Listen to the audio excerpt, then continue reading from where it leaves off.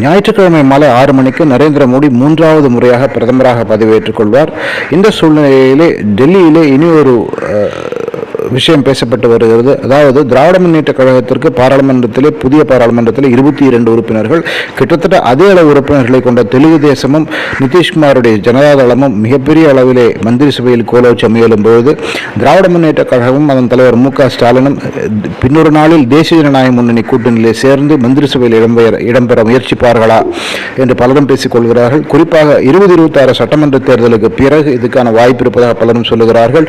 அதற்கு முன்னர் கூட்டணி ஏற்படுமானால் அப்பொழுது தமிழ்நாட்டிலே என்ன விளைவு இருக்கும் என்பதை திராவிட முன்னேற்ற கழகம் யோசிக்கிறது. அதை தவிர வேறு எதுவுமே இப்போதைக்கு திராவிட முன்னேற்ற கழகத்தை தடுக்கவில்லை என்று பலரும் சொல்கிறார்கள். பொறுத்திருந்து பார்க்க வேண்டும். சட்டமன்ற தேர்தலுக்கு பிறகு தேசிய ஜனநாயக கூட்டணியிலே திமுக இணைந்து மந்திரி பதவிகளை பெறுமா என்பதை காத்திருந்து பார்ப்போம். மிக்க நன்றி.